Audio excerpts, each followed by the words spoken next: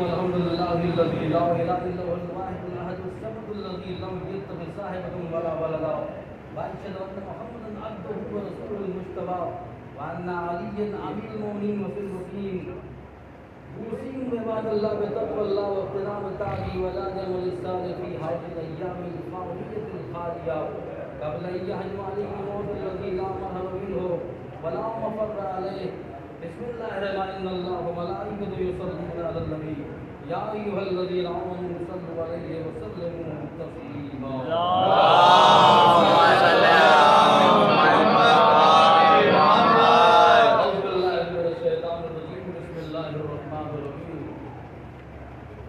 الحمد لله رب العالمين والصلاة والسلام على اشرف الانبياء والمرسلين سيدنا المؤجل بشيرا المصدق المصطفى الامجد المحمود الاحمد القاسم محمد. اللهم صل على محمد. دائما وعلى آله مجمعين. اما بعد فقد قال علي عليه السلام. بسم الله الرحمن الرحيم. لا يوصل الله فيه فهو لي نار صلى الله عليه وسلم. اللهم صل على محمد. آج شوال مغرب کی پہلی تاریخ ہے اور اس میں مولا علی نے آج کے دن کے لیے ارشاد فرمایا کہ آج یہ اولیاء خدا کی عید ہے، اس لیے اولیاء خدا کی عید اس پر میرا سلام ہے.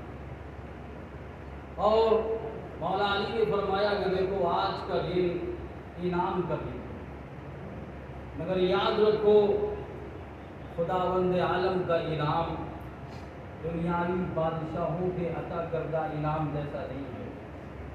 مولا علی نے کہا دیکھو آج کے دن جنہوں نے ماہ مبارک رمضان میں عبادتیں کی ہیں، روزے رکھے ہیں، آج انہیں انعام دیا جائے اور برے کام کرنے والے خسارے میں رہیں گے.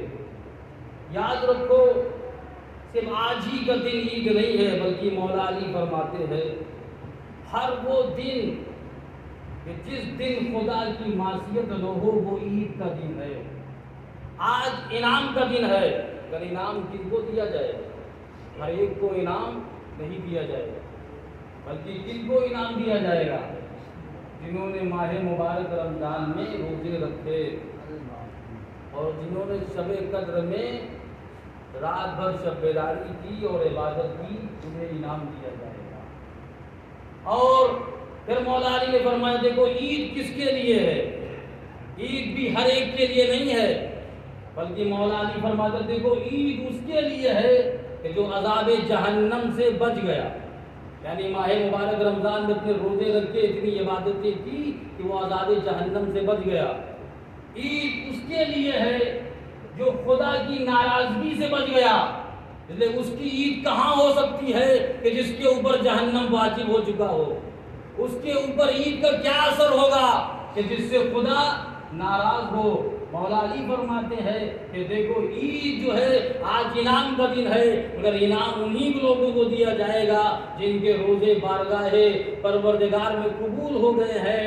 انہوں نے ماہ مبارک رمضان میں اتنی عبادتیں کی کہ اپنے آپ کو عذاب جہنم سے بچا لیا.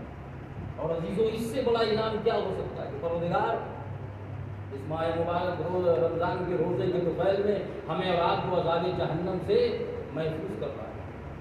اس لیے ہم کو کبھی بھی اگر دعا بھی کرنا چاہیے تو کبھی ہم یہ دعا نہ کریں کہ پروردگار مجھے کروڑپتی بنا دے، پروردگار مجھے لکھپتی بنا دے، پروردگار میرا جو ہے اس الہ آباد میں سب سے بڑا بنگلہ ہو.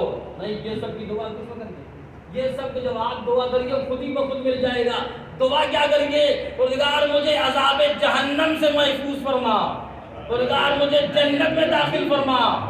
وہی مولا علی فرماتے ہیں کہ دیکھیے عید اس کے لیے ہے جو عذاب جہنم سے بچ گیا، جو خدا کی ناراضگی سے بچ گیا.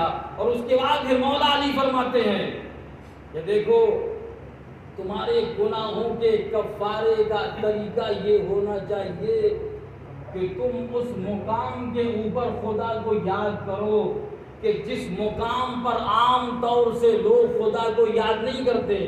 کہا مولا کیا مطلب ہے؟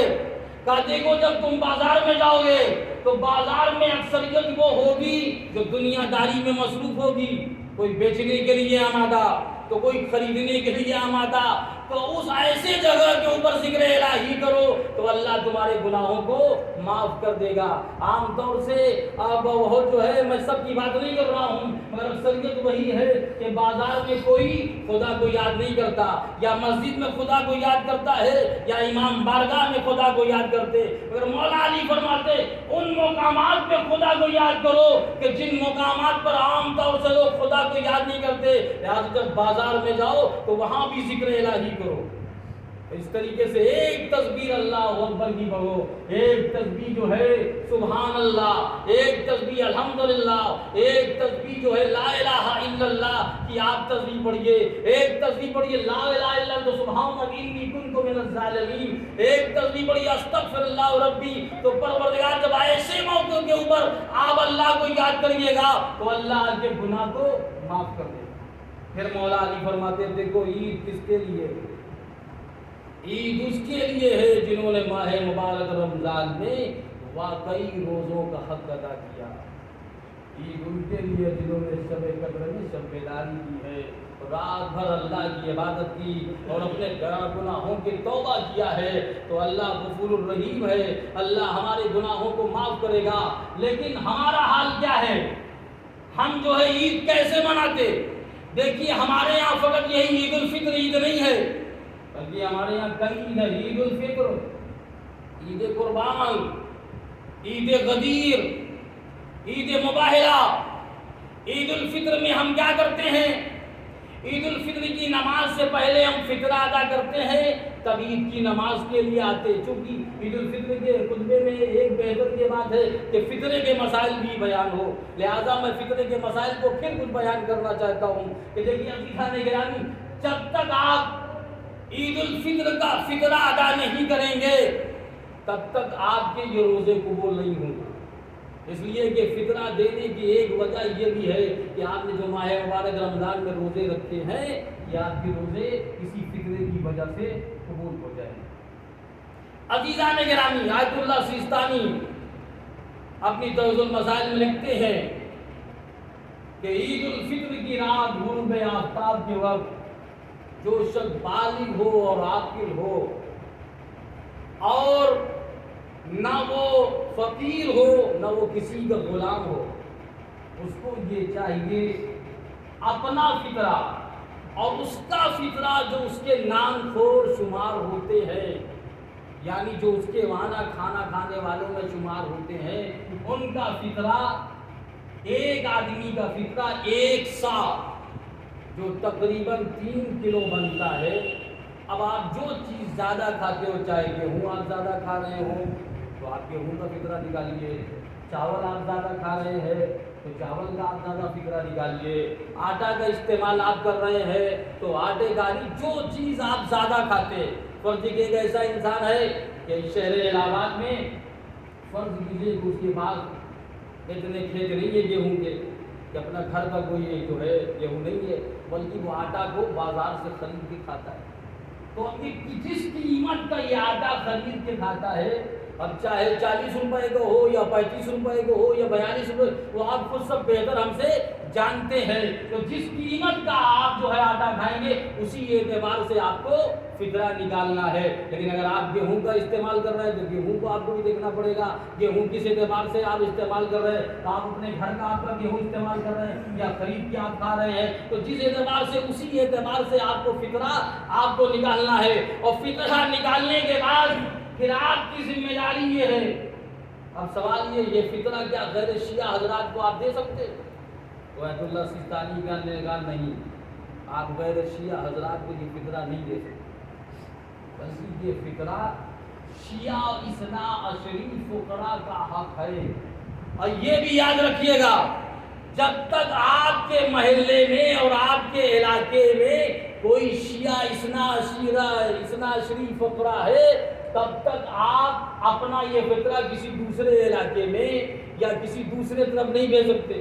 فرض کیجیے کہ آپ کے یہاں چک زیرو روڈ میں کوئی فقیر موجود ہے شیعہ اس طریقے سے، اور آپ یہاں پہ چھوڑ کے اب آپ کریلی بھیجوا رہے ہیں، یہاں یا اس طریقے سے شہر میں نہیں تو آپ بنارس بھیجوا رہے ہیں، آپ جونپور بھیجوا رہے ہیں، تو یہ نہیں کہ آپ کا یہ طریقہ ہرگز صحیح نہیں، بلکہ جب آپ کے شہر میں شیعہ اثنا عشری فقرا جب موجود ہے تو اب کسی دوسرے شہر کی طرف یہ جو فطرے کو سپلائی کرنا یہ صحیح نہیں ہے۔ اور یہ بھی میں آپ کو بتا دوں، اس فطرے کی رقم کو آپ مسجد کے تعمیر میں اگر لگانا چاہیں تو اس کو بھی نہیں لگا سکتے، مدرسے کی تعمیر میں اس کو لگانا چاہیں تو مدرسے کی تعمیر میں بھی آپ اس فطرے کی رقم کو نہیں لگا سکتے، یا اس کتاب کو آپ کو کوئی کتاب آپ کو چھپوانا ہے، کہا ایسا ہے کہ فطرے کی رقم کو ہم یہ کتاب دینی کتاب ہم کو چھپوانا ہے لہٰذا اس دینی کتاب کو چھپوانے میں ہم فطرے کی رقم کو خرچ کرتے نہیں۔ آیت اللہ سیستانی کہنا ہے یہ جو ہے فطرہ یہ شیعہ اثنا عشری فقرا کا حق ہے، تو آپ انہی کے اوپر خرچ کر سکتے ہیں اور کسی دینی کام میں آپ یہ خرچ نہیں کر سکتے ہیں۔ اور یاد رکھیے گا دوسری بات کہ فطرہ آپ واجب النفقہ جو آپ کے حضرات ان کو بھی فطرہ آپ نہیں دے سکتے۔ فرض کیجیے آپ نے اپنا فطرہ نکالا اور فطرہ نکالنے کے بعد آپ کی والدہ آپ کی کفالت میں ہے، آپ نے کہا رہے میری والدہ تو غریب ہے، لاؤ یہ فطرہ میں اپنی ماں کو دے دو، اپنی والدہ کو دے دو، یہ ہماری کفالت میں نہیں۔ جو واجب النفقہ ہے ان کے اوپر آپ اپنا فطرہ نہیں دے سکتے ہیں، بلکہ جو واجب النفقہ نہیں ہے ان کو آپ کو فطرہ دے گا۔ یہ نہیں کہ آپ نے اپنا فطرہ گھر میں نکالا اپنے والد کو دے دیا، اپنے والدہ کو دے دیا، اپنے آپ کو اپنے جو ہے بھائی کو دے دیا ہے، نہیں، آپ کے فطرہ جو ہے واجب النفقہ حضرات کو نہیں دے سکتے ہیں۔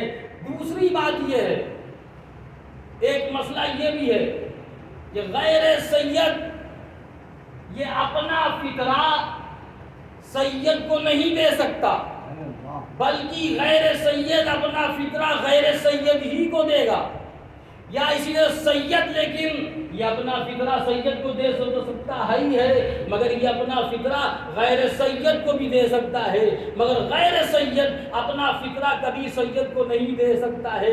اس بات کا آپ یہ خیال کریں، اور یہ فطرہ جب آپ دیجیے گا تو اس کا آپ کو فائدہ کیا ہوگا؟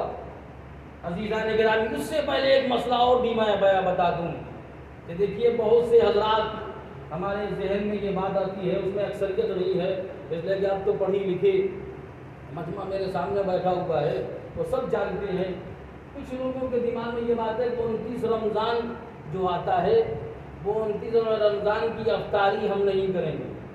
کیوں افطاری نہیں کریں گے آپ؟ کہیں مولانا صاحب جتنے کو میں افطاری کراؤں گا ان سب کا فطرہ مجھے دینا پڑے گا۔ دیکھیے شریعت کے اعتبار سے ایسا کوئی حکم نہیں ہے، شریعت کا حکم کیا ہے؟ جو آپ کے نام خور شمار ہوں ان کے اوپر آپ کا فطرہ، یا افطاری کرانے والے آپ کے نام خور کہاں شمار ہوئے؟ جب آپ کے نام خور شمار نہیں ہوئے تو آپ جو ہے ان کا فطرہ آپ کے اوپر کہاں سے واجب ہو گیا؟ یہ ہمارے سماج میں سوسائٹی میں پتہ نہیں کہاں سے یہ بات غلط بات آ گئی ہے کہ 29 رمضان کو اگر ہم نے افطاری کرایا تو مسجد میں جتنے لوگوں کے افطاری میں بھجوائیں گے ہم کو یہ فطرہ دینا پڑے گا۔ نہیں عزیزان گرامی، ایسی کوئی بات، آپ مسجد میں 29 رمضان کو خوب افطاری بھجوائیے اور آپ کے اس افطاری بھجوانے سے ان سب کا فطرہ آپ کے اوپر واجب نہیں ہوگا۔ اس لیے فطرہ واجب ہوتا ہے نام خون افراد کے اوپر، اور یہ افطاری کرنے والے آپ کے نام خون افراد میں شماری نہیں، اور جب شمار نہیں تو آپ کے اوپر فطرہ کہاں سے؟ اگر ایسی بات ہے تو پھر یہ عزیزان گرامی آپ جو ہے مغربین کی نماز پڑھنے کے بعد آپ گھر میں جائیے، آپ کے وہاں کو کوئی چائے پینے آ گیا تو ان کا بھی آپ کو فطرہ نکالنا پڑے گا۔ اگر کوئی آپ کے وہاں کوئی جو ہے ناشتہ کرنے کے لیے بیٹھ کے آپ نے تھوڑا بہت ان کو کھلا بھی دیا تو کیا عزیزان گرامی یہ مہمان جو ہے ان کو کھلانے سے آپ کا فطرہ واجب ہوگا؟ نہیں۔ ایسے اگر آپ چائے پلائیے گا تب بھی آپ ان کا فطرہ نہیں ہوگا۔ اور ایک بات کو یاد رکھیے، ہاں آیت اللہ سیستانی نے ایک مسئلے کو بیان تو کیا ہے کہ اگر چاند رات سے پہلے کوئی مہمان اگر آپ کے گھر میں آ جائے اور مہمان آپ کے گھر میں آنے کے بعد آپ کے وہ نام خور میں شمار ہو جائے تب تو ایسے مہمان کا فطرہ میزبان پہ واجب ہے ورنہ واجب نہیں ہے۔ عزیزان گرامی آخری بات اس بات کو عرض کروں کہ دیکھیے یہ فطرہ اگر آپ نکالیے گا، اس فطرہ نکالنے سے آپ کا فائدہ کیا ہوگا؟ اس کا فائدہ یہ ہوا کہ سال بھر تک آپ کا مال چوری ہونے سے بھی محفوظ ہو جائے گا، اور آپ کی جان اگلے سال تک یہ جان بھی آپ کی محفوظ ہو جائے گی۔ یعنی یہ فطرہ مال کی حفاظت کا بھی ذمہ دار ہے اور جان کی بھی حفاظت کی۔ اس لیے روایتوں میں ملتا ہے کہ امام نے کہا دیکھو ہر شخص کا فطرہ نکالو، چاہے بچہ ہو، چاہے عورت ہو، چاہے مرد ہو، چاہے بوڑھا ہو، چاہے جوان ہو، ہر شخص کا فطرہ نکالو۔ اس لیے کہ مجھے کہیں ڈر لگتا ہے کہ کہیں کوئی آدمی کسی کا فطرہ نہ نکالے اور وہ کہیں مر جائے۔ اس لیے روایتوں میں ملتا ہے کہ فطرہ جان کی حفاظت کا بھی بیمہ بن جاتا ہے۔ صلوات پر محمد۔ تو عزیزان گرامی، عید الفطر ہمیں ایسے منا رہا ہے جیسا پیغمبر اسلام نے آپ سے سنا کہ پیغمبر اسلام نے عید الفطر منائی۔ پیغمبر اسلام نے عید الفطر کیسے منائی کہ عید کا دن ہے، پیغمبر اسلام ایک راستے سے گزر رہے ہیں تو دیکھا ایک جگہ کی سارے بچے کھیل رہے ہیں اور ایک بچہ ہے انتہائی اداس، چہرے پہ مایوسی، خاموش کھڑا ہے۔ پیغمبر اسلام اس بچے کے قریب آئے اور یہ بتاؤ سارے بچے کھیل رہے ہیں، سارے بچے خوشیاں منا رہے ہیں، تم کیوں نہیں کھیل رہے، تم خوشیاں کیوں منا رہے؟ تو اس بچے نے کہا میں کیسے خوشیاں مناؤں، اس لیے کہ میرا باپ مر چکا ہے، میرا باپ مر گیا ہے۔ کہا اس کے بارے میں کیا واقعہ ہے؟ کہا میرا باپ 1 سال پہلے کسی جنگ میں شہید ہو گیا، میری ماں ہے، اس میں میری ماں نے دوسری شادی کر لی، اور جو باپ آیا سوتیلا باپ، وہ مجھے گھر میں رہنا گوارا نہیں کرتا، اس نے گھر سے مجھے باہر نکال دیا۔ یہ سننا تھا پیغمبر کی آنکھوں میں آنسو آ گئے، پیغمبر نے اسے اپنے سینے سے لگایا، سینے سے لگانے کے بعد کہا یہ بتاؤ اگر میں اس وقت تمہارا باپ بن جاؤں تو اس کے بارے میں کیا خیال ہے؟ کہ مولا اس سے بہتر کیا ہو سکتا ہے، یہ تو بہت بڑی بات، آپ سے بہتر کوئی باپ ہو نہیں سکتا۔ ایک مرتبہ پیغمبر اسلام نے اس بچے کو اس کے ہاتھ کو پکڑا، گھر میں لائے، نہلایا، دھلایا، کپڑے پہنایا، اور کپڑے پہنانے کے بعد اسے عیدگاہ میں لے کے گئے، اور پیغمبر اسلام نے اس طریقے سے عید بنائی۔ مگر ہمارا عالم کیا ہے؟ میں سب کی بات نہیں کر رہا ہوں، کچھ لوگوں کی بات کر رہا ہوں۔ ہمارا عالم کیا ہے؟ ہم عید کیسے مناتے ہیں؟ ادھر عید کی نماز ختم ہوئی، گھر میں جیسے ہی جاتے ہیں گانا بجانا شروع کر دیتے ہیں۔ میں سب کی بات نہیں کروں، اکثریت تو پڑھی لکھی ہے، یہ جاہلی حضرات ایسے لوگ ہیں جو اس طریقے سے خرافات کا کام کرتے ہیں۔ ہمارا عالم عید کیسے مناتے ہیں؟ گھر جاتے ہیں فوراً ٹی وی چالو کیا اور اس کے بعد فلمیں دیکھنا شروع کر دیا۔ یہ کون ہے؟ عزیزان گرامی، آج یہ ماہ چوپال رحمت کا دن ہے، آپ نے ماہ مبارک رمضان میں روزے رکھے تو وہ فرشتے ہمارے لیے دعائیں کر رہے تھے، اور عید کے دن جب انسان یہی گانا بجانا شروع کر دیتا ہے تو وہی فرشتے جو ماہ مبارک رمضان میں ہم کو دعائیں بھیج رہے تھے، وہی فرشتے ہم پہ لعنت بھیجتے ہیں۔ عزیزان گرامی، شیطان آج کے دن چاروں طرف سے گناہوں کے بازار کو گرم کر دیتا ہے، اس لیے گرم کرتا ہے کہ انہوں نے ماہ مبارک رمضان میں جتنی عبادتیں کی، ان کی ساری عبادتیں ختم ہو جائیں اور یہ عبادتیں پروردگار سے محروم ہو جائیں، اللہ کی رحمت سے محروم ہو جائیں۔ تو ہم کو ایسے عید نہیں منانا، بلکہ ہم کو ایسے عید منانا ہے جیسے پیغمبر نے عید منائی۔ ہم کو ایسے عید منانا ہے کہ عید الفطر کی نماز ختم ہو، ہم اپنے گھر میں جائیں تو ایک دوسروں کو بلائیں، رشتہ داروں کو بلائیں، ان کو بلا کے اپنے گھر میں انہیں سیوئیں کھلائیں، ان کے گھر ہم جائیں، ان کے گھر میں بھی جا کے ہم اپنے سیوئیں ان کو بھی جو ہے ان کے گھر میں بھی کھائیں۔ آپ کے جو پڑوسی ہیں ان پڑوسیوں کے گھر میں جائیے، وہاں بھی آپ سیوئیں کھائیے، ان پڑوسی کو اپنے گھر بلائیے، انہیں بھی آپ سیوئیں ان سے گلے ملیے، اس طریقے سے محبت سے پیش آئیے اور اس طریقے سے عید منائیے کہ جیسا پیغمبر اسلام نے عید منائی ہے۔ صلوات پر محمد۔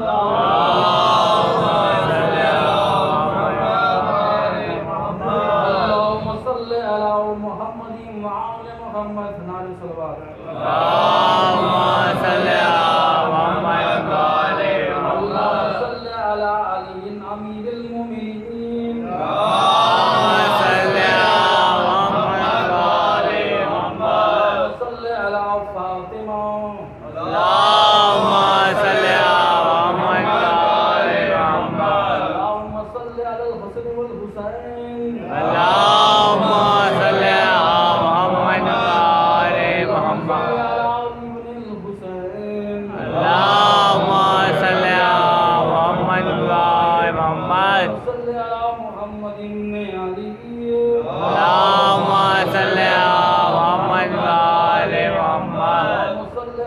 جعفر بن محمد اللهم صل على محمد وآل محمد اللهم صل على موسى بن جعفر اللهم صل على محمد وآل محمد اللهم صل على علي بن موسى اللهم صل على محمد وآل محمد صل على محمد بن علي اللهم صل على محمد وآل محمد اللهم صل على علي بن محمد اللهم صل على محمد وآل محمد اللهم صل على الحسن بن علي اللهم صل على محمد وآل محمد اللهم صل على الحجة القائم المهدي اللهم صل على محمد وآل محمد بقائه